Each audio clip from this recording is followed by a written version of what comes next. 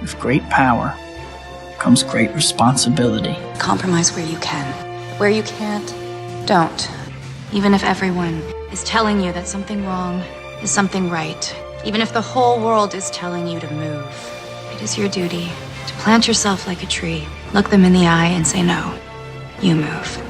Never step onto the battlefield of ideas unprepared. Before you enter the fray, you need a plan. And there's no better place to get one than right here on Tactics with host Caleb Colquitt. The Situation Room goes live now on News Radio 1440. Welcome in, everybody, and thank you so much for being with us here on Tactics, where speech isn't violence, tolerance isn't love, and disagreement isn't hate. Thank you for being with us on the program. We do have, real quick, one housekeeping thing. Unfortunately, the cutbacks that have resulted from the pandemic, and it's very difficult to make money in radio from advertising when all of your advertisers are hurting too. And so this thing has affected the radio business. And so for the foreseeable future, because you may remember on News Radio 1440, there was a time that Kevin Elkins was furloughed and was not able to be on the air for a little while. That actually has unfortunately reached Tactics as well. So what the word we got from corporate today is that Tactics is perfectly fine to continue on the internet, but they cannot afford to keep it going on the weekends. So it could be temporary, it could be permanent, we just don't know. But for the time being, Tactics will not be appearing on News Radio 1440 on the weekends. We'll see where it goes, and we intend to keep doing the show on the internet as often as possible. Honestly, this could cause a hiccup with that, but we don't know. We'll have to see. But for right now, we are on the air, and we thank you for being with us and making us a part of your day regardless. We know it's a tough time right now. We especially like to thank all of our sponsors to News Radio 1440 who have stuck with us, and we thank the ones that had to tighten up the belt a little bit and maybe think about using their advertising dollars to keep their business afloat. And we feel for you. We genuinely wish you the best. Don't hold any animosity towards you for pulling advertising. But, it does just kind of show some of the ramifications of the situation that our country is in. And we know that a lot of you out there, our listeners as well, are sort of feeling the strain from that. If you're not, good for you. And certainly we wish you the best as well. But for those of you that are people that, like a lot of my audience, running a small business or working for a small business, a local business here in the River region, we know that things have been tight, and we do appreciate those of you that have supported us even throughout this difficult time. So, since we are a program focused on local news, we do have one that's kind of national news, but since it's about people from Alabama, we felt it was certainly relevant. Doug Jones, that's right, Abortion Jones, the senator from the state of Alabama, and yes, that does leave a sour taste in my mouth each and every time I say it. Senator Doug Jones of Alabama, he actually spoke at the Democrat National Convention, which is pretty odd considering that, the Democrat National Convention is a big stage. It's one of the two big conventions. And the way that the Democrat National Convention is doing it is a little different this year. They're doing a virtual convention, so there aren't actually people in there. Granted, I know that it's not contested. I know that they don't have a brokered convention or anything, so I know that the vote is largely symbolic anyway, and they don't have to worry about this. But it is kind of funny because the idea behind the national conventions that take place every 4 years is to elect somebody as the nominee for president. That's the goal. Now, in this particular situation, I understand that that's not contested, that Joe Biden won, and actually, despite, he didn't win like completely hand over fist. I mean, he didn't just destroy everybody else, but he won in a pretty convincing fashion.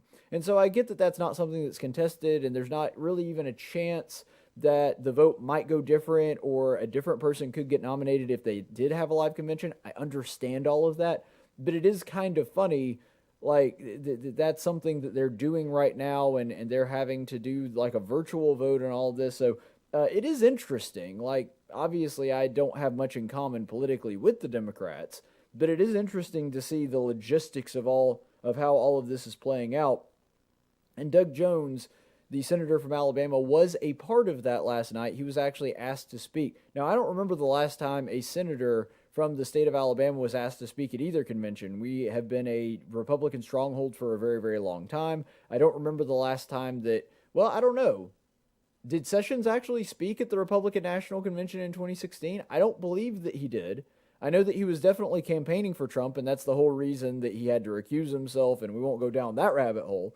But I don't believe that he did speak at the RNC, because I'm pretty certain I would have remembered that and would have been covering it. So this may be the first time that a person, an Alabama native, has spoken to a national party's convention in a really, really long time. I would doubt that it's the first time, but it's been that. But despite this, I'm going to go ahead and give you a little insight into the way that I plan my shows. I was fully expecting, 100% fully expecting, to have about 30 minutes worth of material to go through, at the very least like 2025, and then have to go through it with a fine-tooth comb and basically make, if not, maybe an hour to an hour and a half long show that pretty much exclusively focused on Doug Jones' speech. Yes, I know that is painful to watch, and that's why I was going to do the hour-long special to give you the commentary that goes along with it so that you could watch the speech and it's a little bit more bearable because you're listening to me instead of Doug Jones. But they only let him speak for 2 minutes. Like, it doesn't even hit the 2 minute and 30 seconds mark. I believe the entirety of his address was about 2 minutes and 14 seconds, if I'm not mistaken. So we do have the entirety of the speech. I guess it being short, it gives us the advantage that way. We're going to be playing the entire speech, but the whole thing is 2 minutes. We only have 2 clips from the speech. So we'll go ahead and give you the, it's a weird thing that they gave him so little time, but we'll talk about maybe the reasons for that in a second. But here's the first half of Senator Doug Jones' speech. I'm Senator Doug Jones from the great state of Alabama. Growing up in the South meant growing up in the midst of stark divisions. But it was here in Alabama where Rosa Parks helped ignite a movement by refusing to give up her seat on a bus, where freedom riders of different races came together in pursuit of equality. And it was here in Alabama where John Lewis marched across a bridge toward freedom. From a young age, I knew the hope that comes from seeing good people work to heal our divisions. It's what led me to become the United States Attorney, where I convicted 2 Klansmen who murdered 4 young black girls in a 1963 Birmingham church bombing and delivered long overdue justice. I'm standing in front of an exhibit dedicated to their memory. Alabama has shown me that even our deepest divisions can be overcome because each of us want the same thing, to be treated fairly and given the same opportunities and the freedom to live with dignity and respect. Now, some politicians try to pit us against each other, but I believe that Americans have more in common than what divides us. Okay, so before we get into the actual logistics of the speech, it actually was pretty cool that he chose, I believe, if I'm not mistaken, that is the Archives building, so the State of Alabama Archives building and that display, because I'm pretty sure I've seen that one before, and I've been through their museum. If I'm not mistaken, that is actually the place where that is being filmed. It could be maybe something very similar to it in Birmingham. I don't know, but I think that's the one right here in Montgomery. And so that is actually a pretty cool backdrop. And it is cool that there are a lot of people in the nation that are seeing that. And it's a really good museum if that happens to be where it is. And so that's a nice little plug, I guess, for the state of Alabama. But here's the thing. Thus far, I don't have anything really to argue with Senator Jones about. I know it's rare that he and I don't have any quarrels or problems with anything that he said, but the only thing that I will take issue with, and frankly, I don't take issue with it, I just think it's ironic that other people do. He goes through all of that and talks about John Lewis, of course, who recently passed away, a civil rights hero. Talked about the Freedom Riders and Rosa Parks and all of that stuff. Wholly appropriate. Agreed with every word of it. There is not a point of contention between Senator Jones and me on that particular line of thought. However, the reason that I do take issue with it is because the very same people that the Democrats are basically making their bread and butter off of, and the people that are leading the charge on this sort of new wokeness would have disagreed with one statement in Senator Doug Jones' speech. Now, I agreed with it, where he said that really, I'm paraphrasing here, of course, but basically what it boils down to is that everybody wants to be treated equally and to be given the same opportunities. I can get on board with that. I don't think that there is a reasonable American anywhere in this country, because of course if they do believe this, they would not be reasonable. There's not a reasonable person in this country that would disagree with that. I think that that's the vision that Dr. Martin Luther King and men like John Lewis, that, they wanted. But the new woke left would actually say that's a bad thing. They would actually say that equality of opportunity is not good, that you actually have to have things like affirmative action or reparations or all these other crazy things. Now, does Doug Jones actually believe that? I don't know. I don't know if he would side more with the uber left, the Alexandria Ocasio-Cortezes and the Antifas and the Black Lives Matter of the world that are saying all these crazy things, or he would not necessarily agree with them. He certainly hasn't spoken out about them or talked about it if he does disagree with them. But I do find it somewhat ironic that I find myself aligned with Doug Jones on that idea, if that is actually the idea that he espouses. Although I very much doubt that Senator Doug Jones would speak out against, because even if he believes it, he doesn't have the courage of conviction to say this. I very, very much doubt that Senator Doug Jones would speak out against things like affirmative action. But I'm certain that, that's just comes with the course. But here's the deal, though. Jones hangs his hat upon the role that he played in prosecuting the Klansmen that bombed the church and injured those 4 little girls, and should. Like, that, it doesn't put him necessarily like in the same mantle as people like Dr. Martin Luther King or John Lewis or other civil rights leaders like that. But that is a big accomplishment for him as a United States attorney.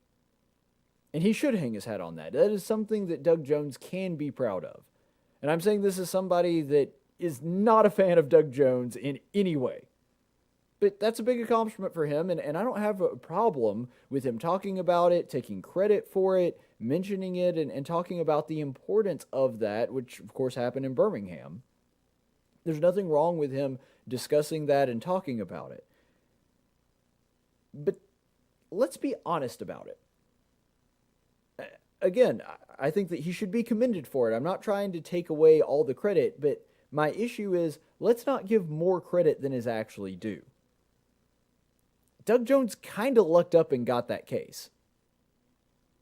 I mean, he just happened to be the U.S. attorney when that came up, and he was a newly minted, if I'm not mistaken, United States attorney when that case came up, and he was the one that it just kind of fell to.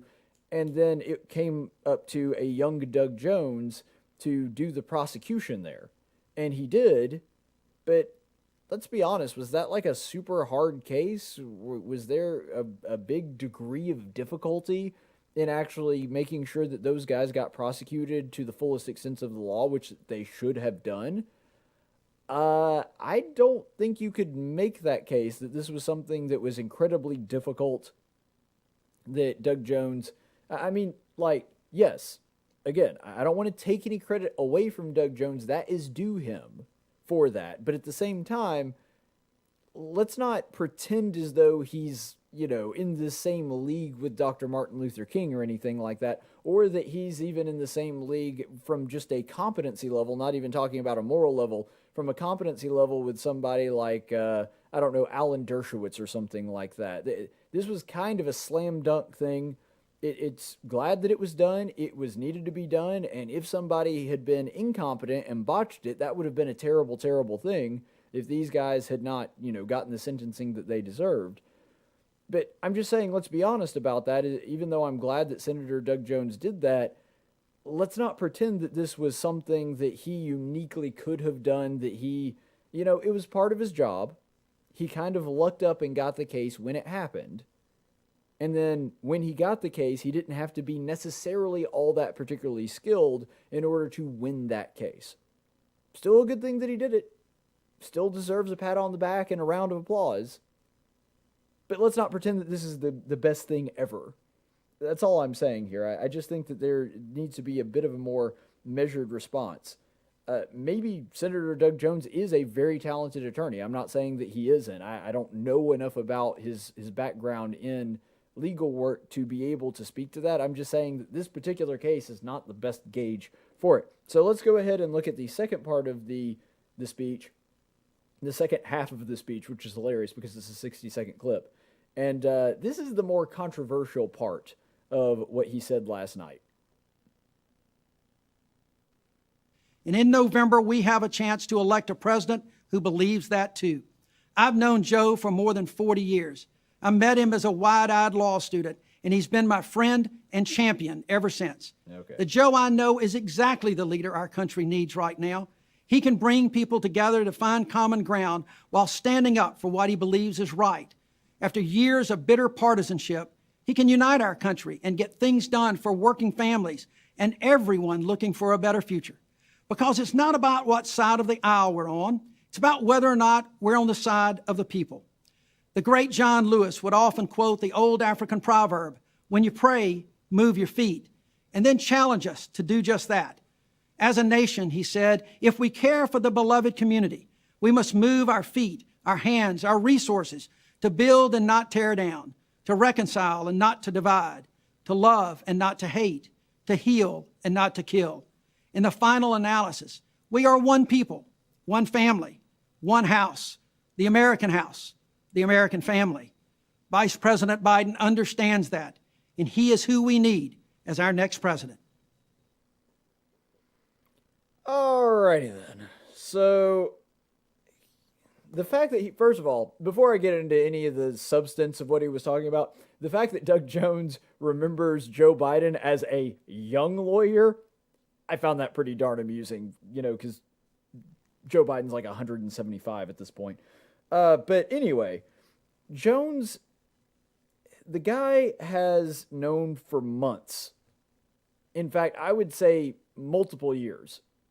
I think about, just based on his track record, based on what he's done, roughly a year to maybe a year and a couple of months after getting into his office, in other words, winning election against Roy Moore and becoming the United States Senator from the state of Alabama, I think he's known since then. Like maybe a year in, there's absolutely no chance that I'm going to get reelected. Zero. And that's why he has, for the past 2 years really, done basically whatever the heck that he wanted to do. He's had one of the most liberal voting records in Congress. And keep in mind, I mean, granted, the Senate is a little different than the House in that you can actually get away with being a little bit more extreme on the liberal side than you can in the House of Representatives, even though, well, I say that. It depends on who you're looking at. But Doug Jones, last I checked, his scores for Liberty, Heritage, Freedom Works, all of those organizations are floating somewhere around like the 12 and 15 percentile, which places him as one of the most uber-left senators in the country. Like, he's right around there with Kamala, Warren, actually Bernie Sanders. Bernie Sanders, in one of the scores I remember very specifically, Bernie Sanders had a higher Liberty score than Doug Jones. So he's been an uber-left radical for at least the past 2 years of his tenure as a senator from Alabama. And so he's doing this because he knows. He knows there is zero chance that he gets reelected. Tommy Tuberville is going to be our senator. Granted, he wasn't my first choice, but that's who we've got. And even though I'm pretty darn skeptical of Coach Tuberville being a senator for the state of Alabama, I have no doubt that he's going to be leagues and leagues better than Doug Jones. That's never even a thought that crossed my mind that he may not be as good a senator as Doug Jones, or even comparable, to be perfectly honest. But Jones has known that, I mean, really for months now.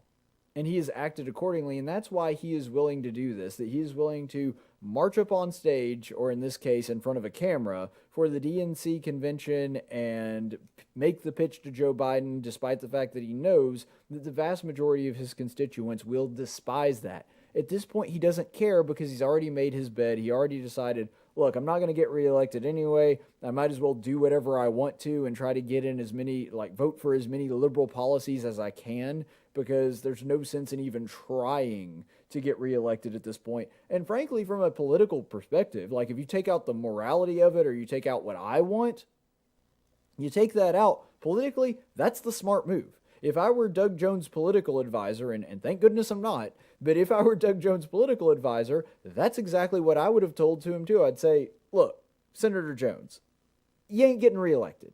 It's just the way things are. You might as well vote the way you want to vote. Now, what's hilarious about that is that is what happened with Doug Jones. And depending on the senator, of course, you'd have to take it on a case-by-case basis.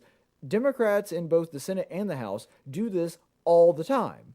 They either decide that, A, their reelection is so unlikely that they're just going to do whatever they want, or B, whether or not they get reelected, they're going to push their agenda regardless and just see what happens. And if they get kicked out of office, they get kicked out of office. Oh, well. Not saying every Democrat is like that. Some are a little bit more conscientious about losing their seat, but there's a lot more Democrats that are willing to do that than Republicans. Republicans, because they see politics as such a game of access to the system, the vast majority of them, with a handful of rare exceptions, the vast majority of Republicans will never do anything that they think even might endanger their reelection. And that is a sad commentary. But frankly, the thing that I do like about Doug Jones, and that's a short list, don't get me wrong, but the thing that I do like about Doug Jones is I do at least respect the fact that he acts upon his convictions. Now, he lies about what his convictions are. He tries to bill himself as some kind of moderate or a blue dog Democrat, and then he goes out and advocates for what would effectively be the most liberal administration. I mean, just based on what they're saying and their policy proposals, more liberal than even Barack Obama was. And he, of course, he signs off on all of the check marks for all of the Democrat policy proposals, and his voting record, we have already discussed that, yet he will pretend as though he is some kind of moderate, and then goes out and does stuff like this. And I do think that that's because he knows he's not getting reelected, but my point in all of that is I do abhor the dishonesty. But I do kind of respect the fact that at least he does act on his personally held beliefs, which most Republicans refuse to do. Now, what's amazing about this thing, though, because so far we have looked at these two clips as though they were in a vacuum, what's amazing about this speech is that they're combined, because remember, the first part of that speech, Doug Jones comes on and talks about how far we've come, Rosa Parks, the Freedom Riders, the Civil Rights Movement, all of that stuff.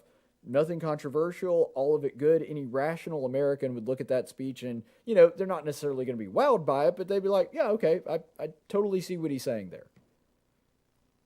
And the second part of the speech is a pretty generic, bland endorsement of Joe Biden. In and of themselves, neither of those two things are especially spectacular or something that would draw a lot of eyes or attention or strike anybody as particularly controversial. What is amazing, though, is that these two clips are not isolated. They're together in one short 2-minute 14-second speech that Doug Jones throws together. The fact that he is coupling progress, and I mean real progress, not progressivism progress when it comes to racial relations and civil rights in this in this country, and couples that with an endorsement of Joe Biden is absolutely freaking astounding. And it's because Joe Biden himself has issues with race and has for a very long time. As his own vice presidential candidate, Kamala Harris, pointed out, at the very least, the best thing that you could say about Joe Biden is that he's at least sympathetic to racists. Maybe not a racist himself, because that's how Kamala Harris started that little spiel when she was attacking him back before she was his vice president pick. Maybe not necessarily a racist himself, but when the absolute best case scenario is that he is sympathetic to racist and certainly does not denounce racist, it's not a great starting point. And to sort of play to this and to show you how astounding it is that Doug Jones can, in the same breath, talk about how important it is to see everybody as equal and give everybody equal opportunity and not base our decisions or the way that we treat one another on the color of our skin, and then couple that with an endorsement to Joe Biden. Here is Joe Biden speaking at the funeral of Senator Robert Byrd, who was an actual Klansman. Now, not just a rank-and-file Klansman. Granted, I don't know a whole lot about the ranks inside the Ku Klux Klan. Not just a rank-and-file Klansman, a Grand Wizard, one of the leaders of the Klan, and on top of that, a KKK recruiter. In other words, this is a dude that went door to door and spoke to people who were contemplating joining the Klan, but weren't sure that it was a good idea, and Robert Byrd is the person that tried to talk them into joining the Klan being a good idea. This is the kind of person that he was. If we were to put it in terms of, and I know this is weird, but it's just what I'm familiar with, so I'm using it as an analogy. If the KKK were a religion, and we were to equate the KKK to the church, then this guy wouldn't be somebody that just, shows up to worship every now and then and, maybe contributes some to the church or shows up to fellowship meal. No, this is a guy that's in the pews every Sunday. He is a minister, a preacher, a evangelist for the KKK. As involved as you can possibly be. And this is Joe Biden speaking at this man's funeral. For a lot of us, he was a friend, and he was a mentor, and he was a guide. But ladies and gentlemen, of course, it's more than the name we're not going to forget. It's his courage. He died like he lived. He died like he lived his life. He never stopped fighting. How many people would have hung on as long as he did? How many people would have had the ability to get back out of that hospital bed and get in a wheelchair and come in and vote for this? He never stopped thinking about his people and the things he cared about. Well, he served the land he loved. He served the people he loved. He served the people who were in his blood. Well, to be fair, what Joe Biden is saying there is not 100% incorrect. He did serve his people, and the people that he did care about, according to Joe Biden, and I don't think that this is inaccurate, are the people that are in his blood. Now, I know that that's not exactly the way Joe Biden meant that. I know that he wasn't talking about that he only serves white people, but that's how it comes off. And very poor choice of wording on the part of Joe Biden eulogizing a Klansman on that. And some people might be tempted to say, well, yeah, but Robert Byrd, he was in the Klan a long time ago, but he's reformed and he turned his back on that. Let's not forget that in 1994, it was Robert Byrd that actually said that he would rather see, and this is after, remember, he left the Klan, a couple years after he left, he said that he would rather see the country destroyed and see Old Glory trodden down on the ground than to see America overrun by, and I'm quoting him, race mongrels. That's the man that Joe Biden refers to as brave and a mentor and a friend and like the greatest guy that you could ever want to meet with. And unless you think, well, maybe there was still some of that lingering, but it wasn't just for political expediency. Remember that years later, if I'm not mistaken, in the 90s, when questioned about this, Senator Byrd said, when asked about whether or not he regretted joining the Klan, his advice to young politicians said, oh, don't get that albatross around your neck because that could inhibit your ability to be in the political realm. Boy, that sounds real sincere, like he'd had a real change of heart and a moral change in himself, and that was the reason that he left the Klan.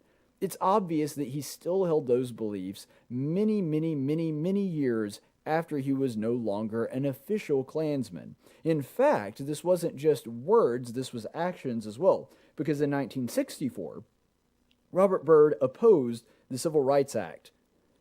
And it would be one thing if he just voted against the Civil Rights Act.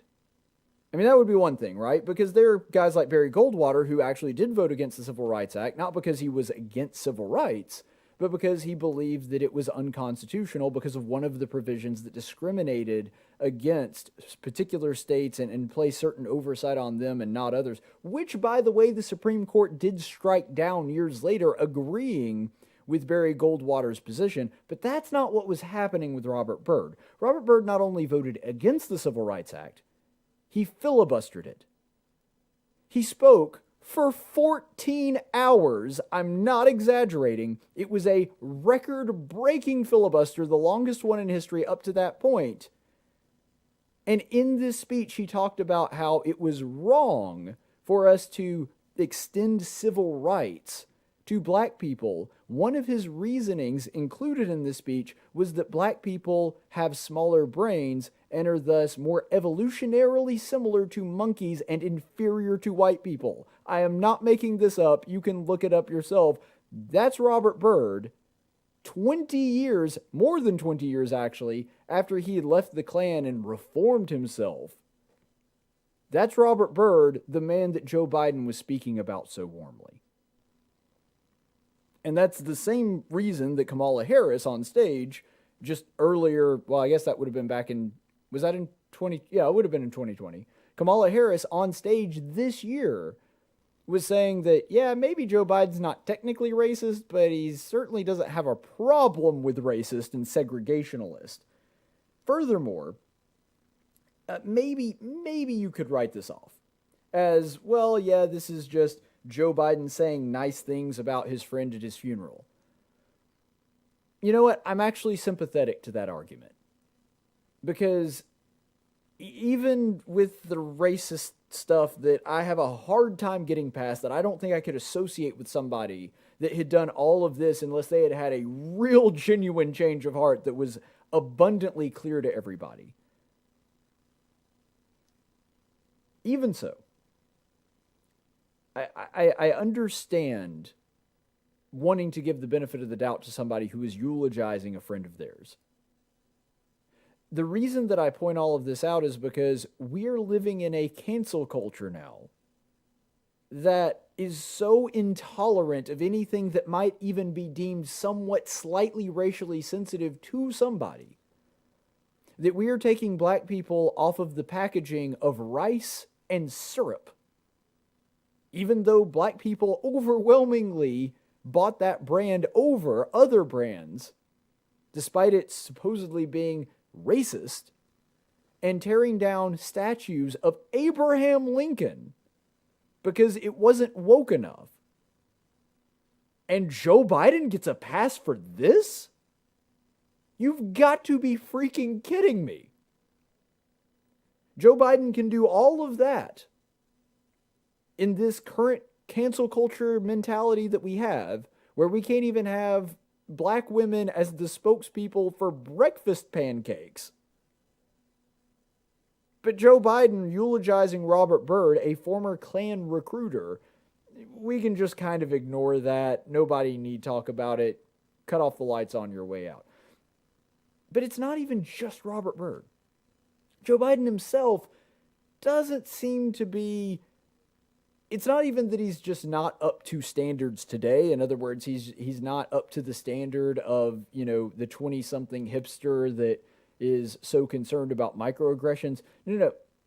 Joe Biden has said things that would be deemed wildly offensive in the 1970s and 80s. Here's some of Joe, and by the way, has in those eras and recently. Here's some of Joe Biden's racist greatest hits. I think the two-party system, although my Democratic colleagues don't like me saying this, I think the two-party system is good for the South and good for the Negro, good for the black in the South. Other than the fact that they still call me boy, I think they've changed their mind. Poor kids are just as bright and just as talented as white kids. You cannot go to a 7-Eleven or a Dunkin' Donuts unless you have a slight Indian accent. I'm not joking. Oh, he's not joking. Okay. They're going to put you all back in chains. Not the first sort of mainstream African American who is articulate and bright and clean and a nice looking guy. I mean, that's a storybook, man. I think that last one is my favorite. Just because it's Joe Biden saying, Barack Obama, he's nice, he's clean, he's articulate. That's like a storybook.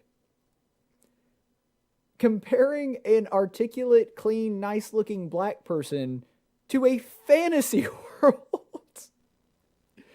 I mean, yes, Joe Biden is a gaffe machine. I get that. He has been his entire political career. But dang it, like, that's not just racially insensitive. People were rightly offended by that. But nobody talks about that, and somehow this is the guy that the Democrats have chosen to be their representative for the President of the United States. And lest you say, yeah, but these are things that happened a long time ago. Maybe Joe Biden has evolved and, he didn't meet today's standards back then, but certainly he's learned and grown and really moved out of that phase. Yeah, these are clips from earlier this year, not a decade ago, not 2 or 3 years ago. This is 2020. You got more questions, but I tell you, if you have a problem figuring out whether you're for me or Trump, then you ain't black. Yes, and by the way, what you all know, but most people don't know, unlike the African-American community, with notable exceptions, the Latino community is an incredibly diverse community with incredibly different attitudes about different things. You go to Florida, you find a very different attitude about immigration in certain places than you do when you're in Arizona. So Joe Biden essentially describing the entire black community as a monolith that all think and vote the same way. He said there's a lot of different, because when he's comparing them with Hispanics, he says, yeah, there's a lot of different beliefs and a lot of different attitudes. So black people don't have different beliefs and don't have different attitudes. They all just kind of think the same way and move the same way. Now, in light of all this and what is going on here with Joe Biden, maybe you could make the case still that he's just kind of hokey and a gaffe machine, and he's certainly not the most racially sensitive, but maybe he doesn't actually believe that black people are inferior. Okay, yeah, you're being extremely generous there, especially by today's standards, all of which I don't agree with, and I understand that. I'm just pointing out they are inconsistent with the stated values of Democrats that are going to be presumably voting for him this November. Maybe you could write all of that off to that as well, but at the very least, at the bare minimum, he's very sympathetic to people that are racist. He doesn't mind having them in his inner circle with Senator Byrd, and based on especially those last two clips that we were talking about, he certainly doesn't appreciate black voters. He essentially thinks of them as all a monolith, that they all vote and act and think the same way, whether they're in Chicago or Alabama. Black people, they're just all basically one unit, and I already have their vote. And granted, the polling data supports that. I can understand why he would have that misconception based on the polling data that he has, where he basically didn't do anything for black people or black voters, and really didn't play to that at all. And despite all of this, overwhelmingly won the black vote by a wide margin in the Democrat Party. It was actually black voters that saved him in the South Carolina primary. But he certainly doesn't appreciate black voters, nor do I think that he feels as though he owes any allegiance or obligation to them. Now, personally, I don't like people being broken up by race. I don't like looking at people as merely voting demographics. But Joe Biden basically saying, yeah, I got the black vote wrapped up. I don't really have to worry about that one anymore. And saying, if you don't vote for me, you're actually not a black person, because black people all vote as a monolith with a handful of rare, notable exceptions. I assume he was talking about people like Thomas Sowell or Clarence Thomas or Candace Owens, people along that line. But this isn't even a problem that is in the distant past. This is who Joe Biden is and has always been. And so I think that it is really just absolutely astounding that these two clips happen at the same time. That Doug Jones can endorse Joe Biden, having just talked about all of the progress we've made. The fact that he has coupled those two things together, despite it being a very short speech, the fact that those things are butted right up against one another is really just astounding. So the question then becomes why?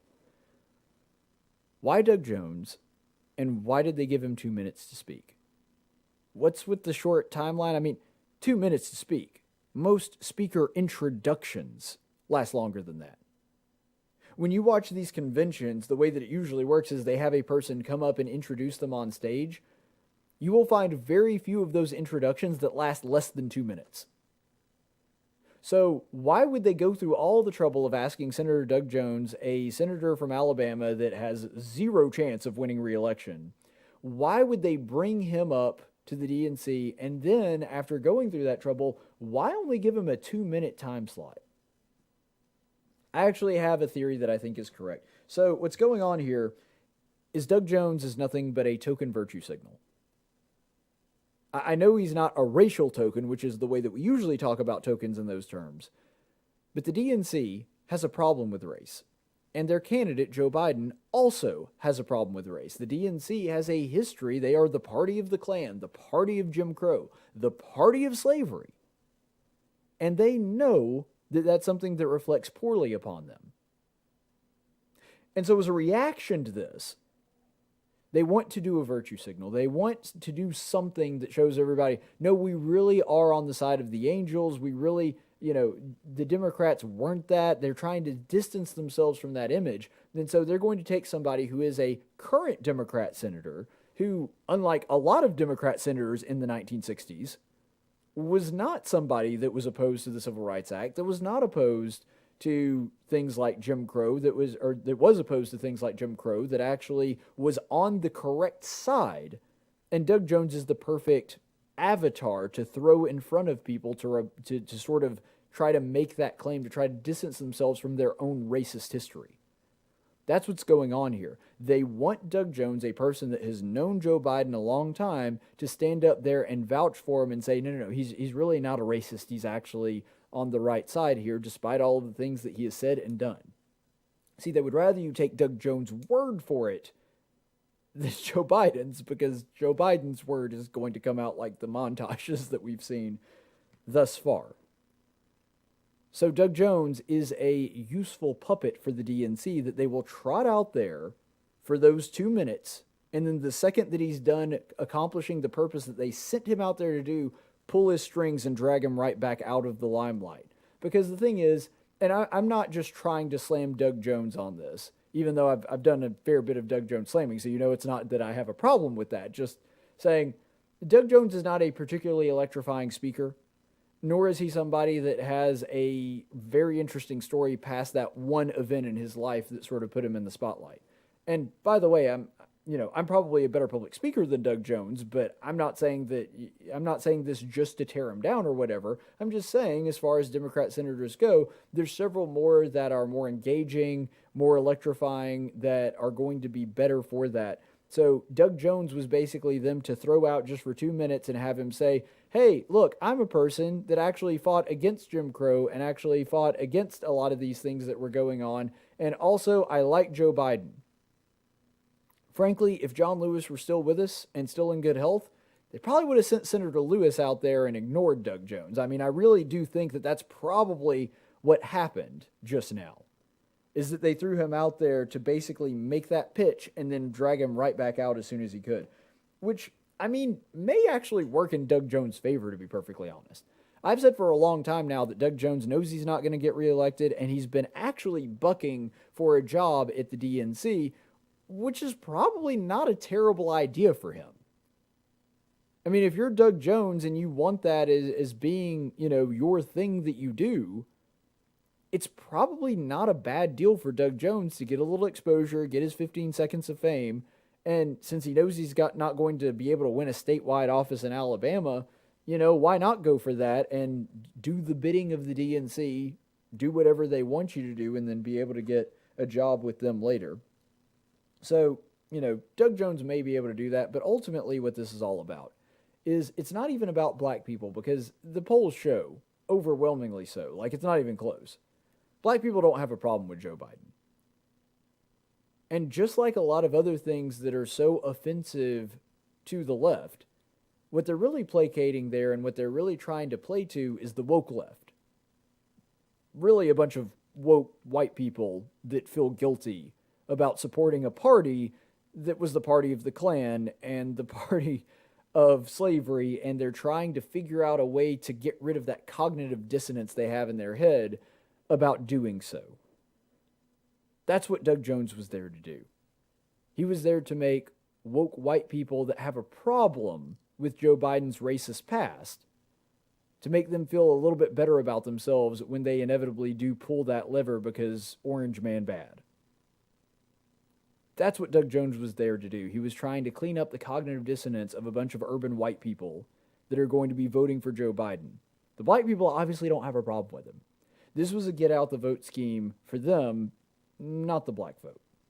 And so that's ultimately, I think, the reason that the Democrats did this. And I guarantee you, because I know how these things go, I guarantee you at least some form of that or something darn close to it, that was the rationale for giving Doug Jones this speaking slot.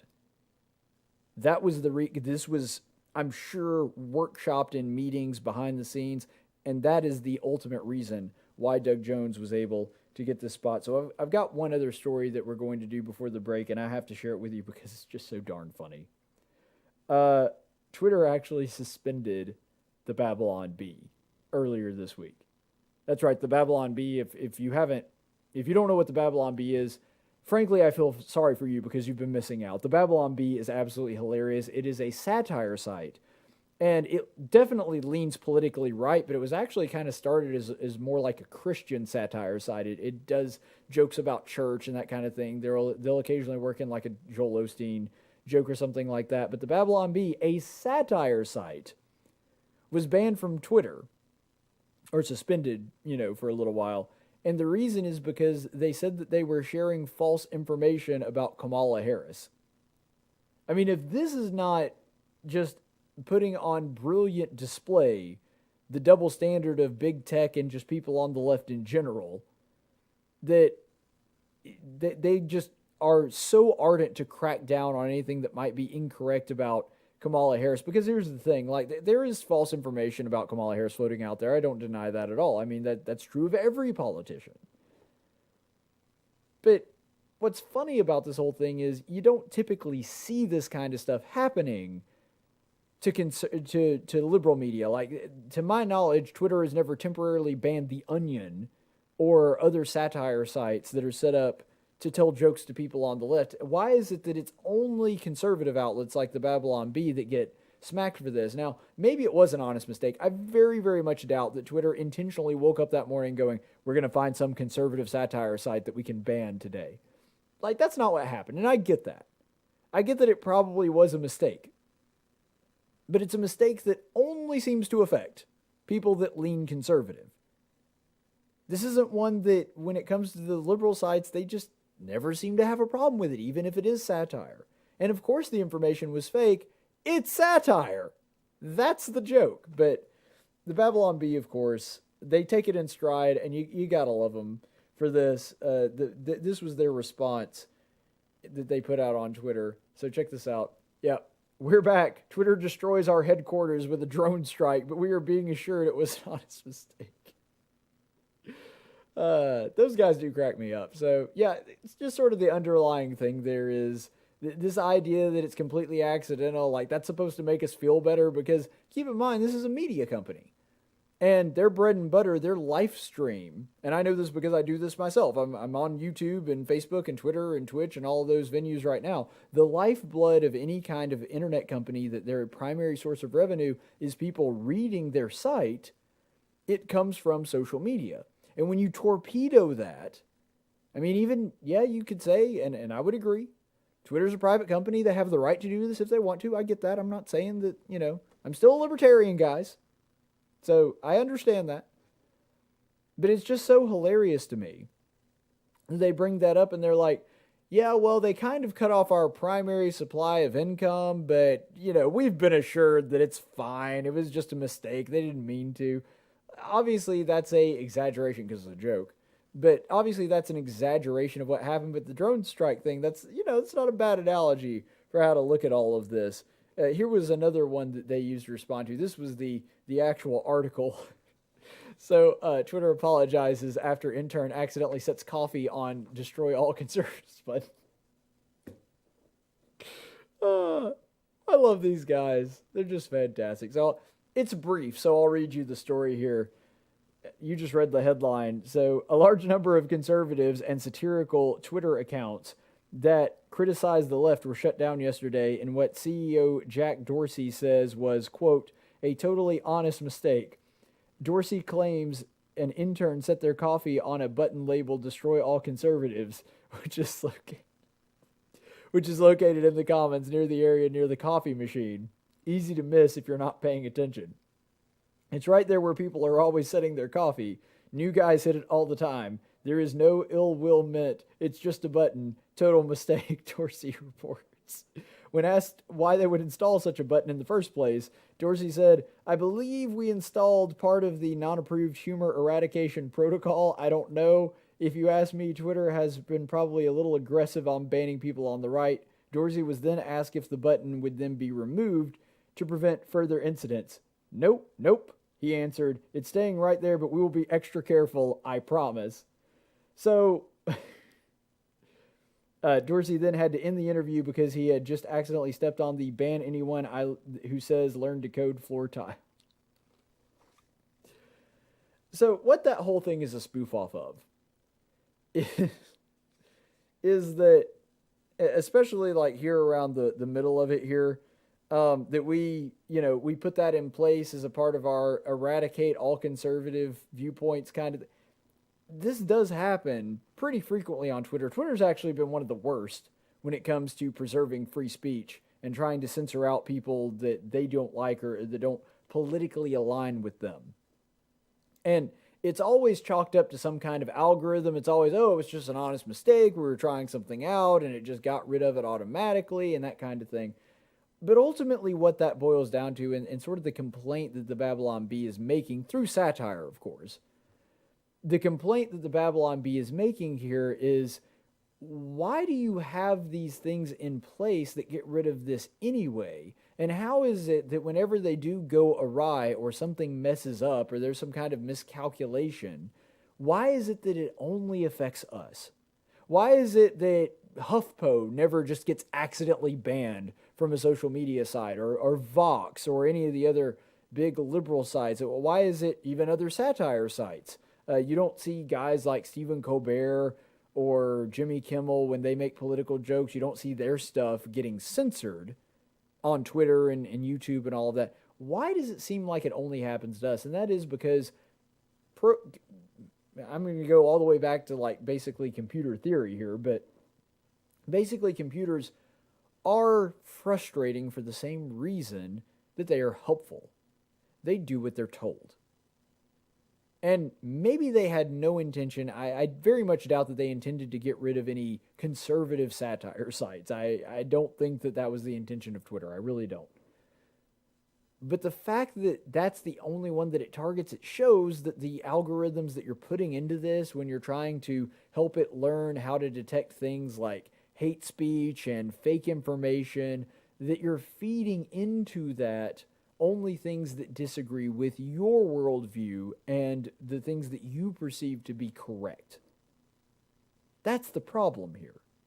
They're training these bots on things.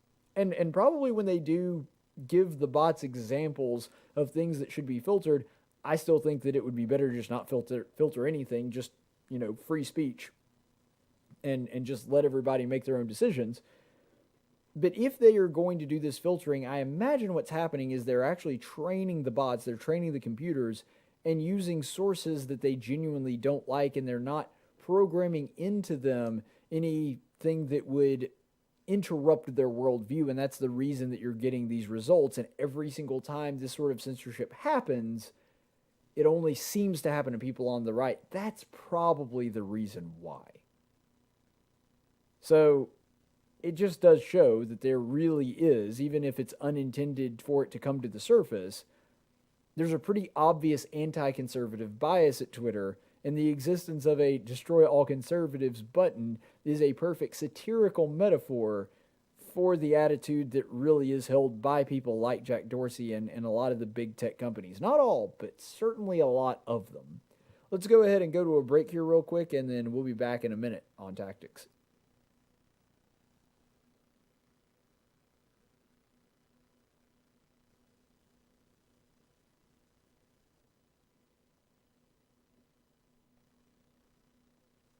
Hey, where you going? Champ? Slugger? Hey, cowboy. Where you going? Where you going? I'm going out! Hey everybody, Caleb here, just driving out on Atlanta Highway. And I saw a news story earlier this week that provoked a line of thinking in me that I wanted to share. I don't know how many of you have been following the Capitol Hill Autonomous Zone in Seattle, but one thing that I found really interesting is despite having the word autonomous in their name, they're not very autonomous. They do refer to themselves as self-governing, but there's not a lot of governing structure there. And when they did, unfortunately, have a real incident where there were people in danger and citizens needed help, they didn't have people to adequately police, and that meant that they couldn't find the shooter and stop it in time. And they also did not have the ability to take care of, they didn't have emergency care for the people that were injured, and it took them a while to be able to get in there. They've also had issues with sustaining themselves in regards to things like food. There's all kinds of things that they're not able to use, and I find it interesting that we get most of this news from people inside the autonomous zone, usually over the Wi-Fi that is still run by the city of Seattle, and through things like cell phones from the people inside there that are presumably still operating on the power they get from the city of Seattle's grid. And so this is the interesting thing that I want to bring up. I think that it highlights the relationship between freedom and responsibility. You see, to be truly autonomous, to be truly self-governing, you also have to be self-sustaining. This is a truism that Thomas Jefferson himself recognized, and it was one of the main reasons that he was such an open and vocal critic of debt. He understood that as long as we were dependent upon foreign powers, we would never be independent. That's why independent is the opposite of dependent. To be truly independent, to be truly free, you have to be able to operate on the things that you do yourself, to sustain yourself, to be able to provide for your own. That's what independence truly means. And the thing that has been very disappointing to me in the past several decades is we seem to have a whole lot of people that just don't care about independence. They don't really care about freedom. Sadly, this is true in a lot of ways for people in my own generation. There are a lot of people about my age and younger that don't have a problem with moving back home and not living out on their own, not making a living for themselves, just kind of cruising along depending on someone else. But what they may or may not realize, I think some of them do and some of them don't, is when they do give up that responsibility, they are also giving up their own freedom. That's why when you hear parents say, well, you live under my house, you live by my rules, well, that's true for a number of reasons. If they're going to be providing for you, then they get to make some of the rules by which you live your life. This is true on an international scale as well. Countries that are dependent on other countries for some of the things that they need, well, that's a very powerful bargaining token for other countries to be able to use to get those nations to do more or less what they want. This has been true throughout all of human history. And so I think that it's important to understand, yes, sometimes there are people that need help, but they are giving up their freedom to do so. And it's one of the primary reasons that there are so many people in government that are pushing for big government solutions, things like welfare, Medicaid for all, so on and so forth, because ultimately it is, at the end, a bid for more power and more control over people. The federal government does this all the time with the states. oh, sure, we'll give you some money for education, but if you do, you're going to have to educate your students the way that we want you to educate them. Oh, sure, we'll give you some money and some grant for this research, but you're going to have to do it the way that we want you to. There's going to be some stipulations with that. Yeah, we'll give you money for this infrastructure project, but it has to be up to our codes and our standards in order for you to get that grant. You see, that's how the federal government very subtly manipulates the states into doing what they want. They do it with a tie to money. Ironically, money that was taken specifically from the residents of that state in the first place, which is incredible if you think about it. But ultimately, that is the lesson that we can draw from this, is that anytime you are dependent upon another person, that means you are sacrificing at least some of your independence. And that's why people ultimately want more people to be on government, because that person is going to be dependent upon them and thus hand over their autonomy and the keys to their own life. Ultimately, big government is about controlling the people.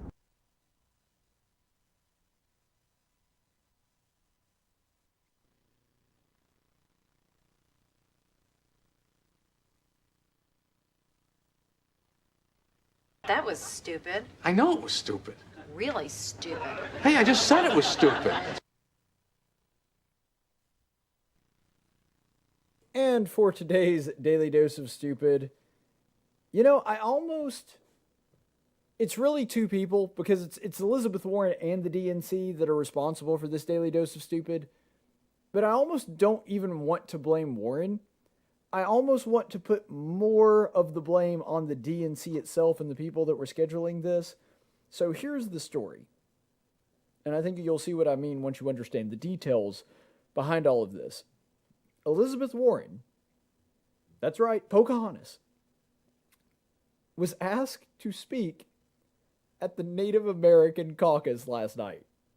I swear I'm not making this up. This is not a Babylon Bee article. Don't kick me off Twitter. This is a real, actual thing that happened last night. If you don't believe me, and I felt like I had to get a graphic because people would not believe that this was an actual thing, because, nobody was watching the convention anyway. Yeah, so Elizabeth Warren just spoke at the DNC. This is a thing that actually happened on Twitter. I swear, this is an actual thing. Did they not? One thing that has always astounded me about Democrats, always, there is such a gigantic lack of self-awareness. Did nobody think, could we maybe get somebody different to do this? Did nobody caught this, really? Nobody thought, maybe we need to get another person that, hasn't been pretending to be a Native American, even though they really weren't for, 30 years? Did seriously nobody think to do this? It's just astounding. My question is, it's a serious question. Did you only speak for 1,024th of the time that everybody else was? I felt that would have been appropriate at least. The Democrats are just so completely devoid of self-awareness, though. And what's hilarious, again, this is kind of like the last thing that we were talking about with Joe Biden. The issue here is not the standard that I hold myself to, even though with Joe Biden it actually kind of was. But overall, the issue isn't so much even, or the criticism doesn't originate necessarily even from my standard. It's their own stated standard that they completely ignore. Because we're told by the left, and I've had people say this, that cultural appropriation is like one of the worst things that you can do. Cultural appropriation defined by them, like dressing like a Native American for Halloween, or wearing a Braves baseball cap. That, according to a lot of people on the left, is cultural appropriation. It's horrible, it's insensitive. I've even heard some people, ridiculously enough, equate it to things like genocide and slavery, that cultural appropriation, slavery is just a more severe form of cultural appropriation. No, it's not. That's ridiculous. They removed them from their culture and wanted nothing to do with it. Now, it was still horrible, but that wasn't cultural appropriation. But this is the standard, the ridiculous thing that we're supposed to believe now, is that cultural appropriation is some type of horrible, evil thing. Even when it's just people having a good time, like I said, with Halloween or a baseball team or something like that. And yet, Elizabeth Warren, who directly benefited and profited from in her personal life, claiming that she was a Native American, gets a pass. How does that happen? And the only explanation is because there is no greater privilege in America than being a white liberal. And Elizabeth Warren is very likely the whitest liberal that has ever lived. I mean, we know that she is incredibly white thanks to her genetic test. But anyway, it amazes me that they can't even see that this is something that would be a bit of a, that there would be bad optics on. How can they not see this truck coming towards them? So Elizabeth Warren goes out there, and remember, this is someone that directly profited off of this stuff. That Elizabeth Warren actually applied to Harvard and Penn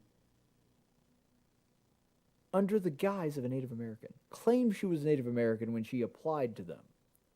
Then on top of that, contributed a recipe to a Native American cookbook called Pow Wow Chow. No, I promise I'm not making this up. And did so under the guise of being a Cherokee. And actually, the funniest thing about that isn't even that she contributed to it under the guise of being a Native American. It turns out, after some research done later, she actually plagiarized the recipe from the New York Times. So she wasn't even Native American enough to know a Native American recipe to cook the food. That's how white she is. And perhaps most egregiously, because it was actually against the law to do this, she lied on her Texas State bar exam, claiming that she was a Native American when in fact she was not, which is actually a violation of Texas law to do so, because you're lying on the bar exam. That's actually grounds for disbarment. And nothing happened to her as a result of it. The way that these people strain at a gnat and swallow a camel is absolutely astounding. They got no problem going after a high school senior posing in her prom dress, which happens to look somewhat like a Chinese dress, even though, you know, after some digging up, and this is a real story that happened, it turns out that the dress that she was wearing was actually one that the Chinese designed after getting influence from European dresses and fashion, that kind of thing. But, you know, without going into all that, what's funny about all this is that they'll blow up over that and claim it's the most outrageous thing ever. They'll blow up over a bunch of college kids wearing sombreros at a Cinco de Mayo party and claim that they're evil and racist and they're the equivalent to Nazis because they wear a sombrero and drink a margarita while eating chips and salsa on Cinco de Mayo. And Elizabeth Warren, who built her career at least partially, probably not entirely, I wouldn't say entirely, but at least partially under the guise and was introduced to people for years as like the first Native American law professor at Harvard, that she can do that and directly benefit from. Now, maybe she would have gotten those jobs, or maybe she would have gotten into those schools without applying as a Native American. We don't know, but the point is she did, and that may have been a contributing factor to her getting in. She directly profited off of lying about her heritage. And that doesn't count as cultural appropriation.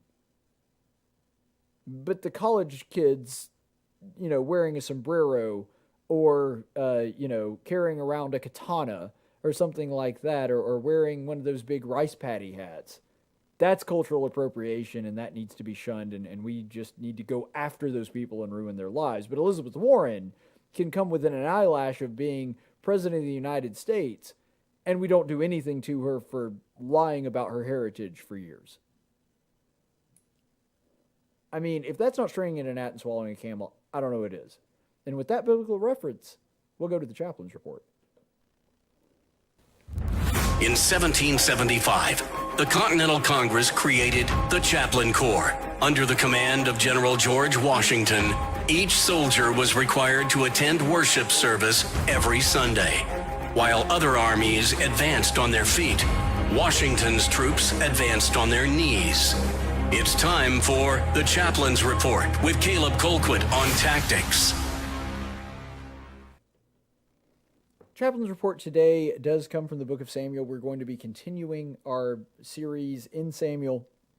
And one of the things that you really need to know about this, in case you didn't see our last episode, is that what's going on now is that Samuel has come to Bethlehem, the home of King David. He is there to anoint David. He doesn't know David yet, so he doesn't know who he's going to be anointing. But he has come here to the house of Jesse for the purpose of fulfilling that task. And so this is where we see this story start off in 1 Samuel 16, verses 6 through 10, which says, "When they entered, he looked at Eliab and thought, 'Surely the Lord's anointed is before him.' But the Lord said to Samuel, 'Do not look at his appearance or the height of his stature, because I have rejected him. For God sees not as man sees, for God looks at the outward appearance, but the Lord looks on the heart.' Then Jesse called Abinadab and made him pass before Samuel, and he said, 'The Lord has not chosen this one either.' Next Jesse made Shammah pass by, and he said, 'The Lord has not chosen this one either.' Thus Jesse made 7 of his sons pass before Samuel. But Samuel said to Jesse, 'The Lord has not chosen these.'" We don't really hear a whole lot about David's brothers. This actually is one of the very few passages where we do get to hear a little bit about them. We don't know a whole lot about them, but we know that his oldest brother, the one that originally Samuel believed to be God's chosen, is apparently a big strapping boy that looks like he could be the leader. He looks like he could be a king. And yet, he's not the one chosen. So the question then becomes, why is God passing on David's brothers? What's wrong with David's brothers? Apparently they do have the look, and this is not something that is completely ridiculous or unprecedented in Samuel's mind. Remember, that is who Saul was. Saul was a tall, good-looking young man that had a commanding presence that you could see as a king, and so Samuel's done this before. He's the one who anointed Saul. He sees a similar kind of caricature popping up before him, and he goes, "Oh, that's got to be the guy. Obviously. I mean, he's obviously the oldest. He's the one that just looks the part." This is the thing, though. We know why God didn't choose David's brothers. And that's because we have hindsight. We know that God chose David because David was the one that was most suited for the job. And looking back through history, I mean, granted, we don't have like a what-if crystal that we could just look into and tell what would have happened if this had happened. We don't have that ability. But God has hindsight and foresight. Since time is all happening at the same time for him, since he exists outside of time and basically holds all of time in his hand, then God has perfect foresight, hindsight, everything. And so he can not only see the situation and how it would play out if this particular thing happened, he can see every possible eventuality out of every situation. So if God makes a decision like this, it must be because God knew what would happen if he appointed any of the other brothers to king other than David. He saw all of those situations. He says, David's my guy. He's the one I want to pick. But that's not the rationale that he gives when he's speaking to Samuel. Yes, all of that is true. I'm not saying that that's incorrect. But he says, ultimately, the reason that he chooses David is because, Samuel, you're looking at the outward appearance. I'm looking at the heart. I'm seeing the kind of person that this boy is, not just who he was. Now, does that mean that David's brothers would have been terrible kings? Not necessarily. They might have been good kings. We don't know. But David was the best choice. Out of all of the people that were there, David was the one that was going to make the best king, the best leader for God's people, and God knew that, and that's why he picked him. But this is a great example of how sometimes God's wisdom just doesn't make sense to us.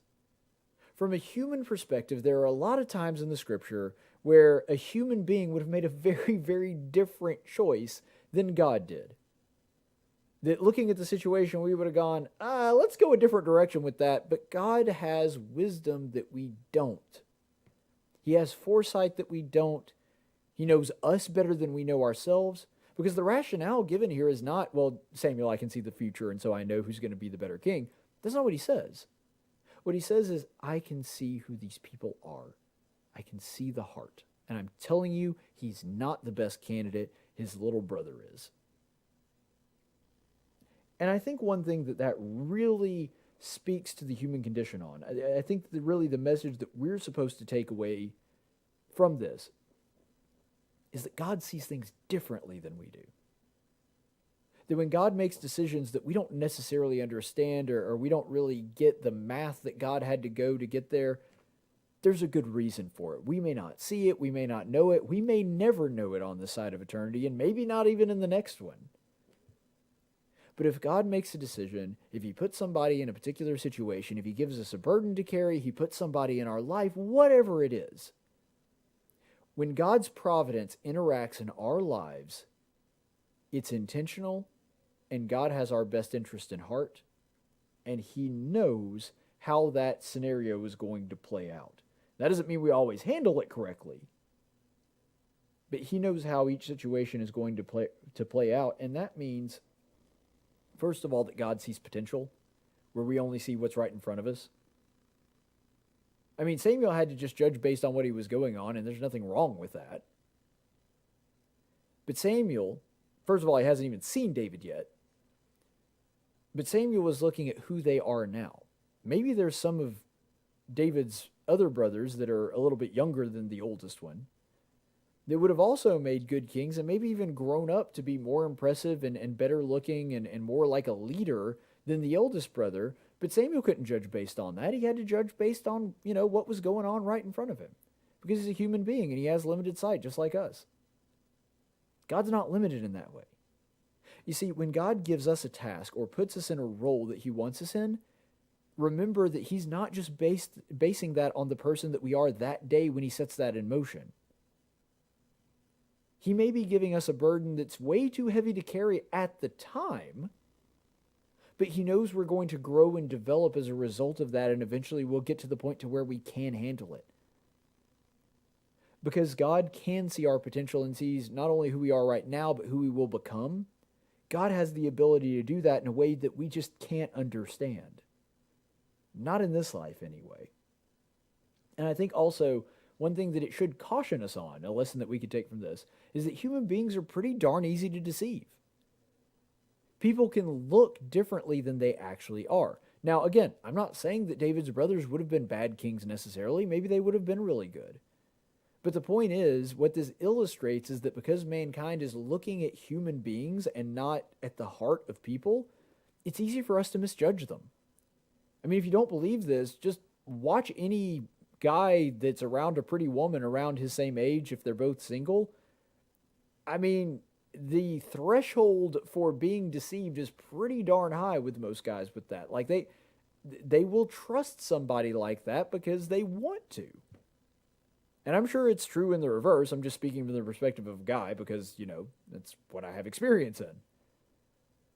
But understanding that and knowing that we have frailties, there are things we can't see, and we will misjudge people based on their appearance, that is something that is going to help us in the future, because if we're aware of that and we can remember that God sees on the heart, we can really solidify our trust in him and that he knows best, and that if he puts a person in our life or takes them out of our life, that there was a good reason for that.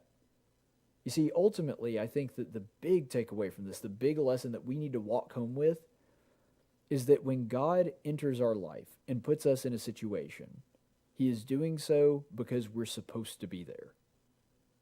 Whether it's a combination of all the things that we've talked about tonight, because he knows the situation, he knows how it's going to play out, he knows every eventuality that is going to happen, he knows our potential and knows the person that we are going to be with. The big idea, the big takeaway from that is, if I'm in this position, it's because God wants me here. And if God wants me here, he made me well equipped. I am adequate to take on this task that God has given me, because he would not put me in this situation if I weren't. That doesn't mean that we don't need a lot of help from God on that. That doesn't mean we're not going to need help from others or anything like that. But what it does mean is whenever there's something that we feel is just overwhelming or we can't get past it, or why would God do this to us, remember that God knows you and he knows the situation. And if you are in this position, if he has given you a burden to bear, first of all, he's going to help you bear it. But second of all, he wouldn't have put anything on you that he didn't already know that you could handle. And it's not just burdens. If he puts you in a situation, it's because he wants you there. He put David there because he wanted David to lead his people. At the time, he put Saul there because he knew that he wanted Saul, at least for a time, to rule his people. He put the Apostle Peter in the way of, at the time and the place and the era in human history that he knew he was needed, because that's where he wanted him. And that's true of the other apostles and every other human being that has ever existed. We're here because it's where God wants us to be. And that's encouraging. Stay the course, friends. Tactics is a production of News Radio 1440 and Cumulus Media Montgomery. Opinions expressed on this program are those of the host and do not necessarily reflect the opinions of Cumulus Media or our business partners. Graphics by Jessica Dawson. Video production by Jackson Dean. Broadcast studio provided by Faulkner University. Location studio provided by the Dalraida Church of Christ. Copyright 2020.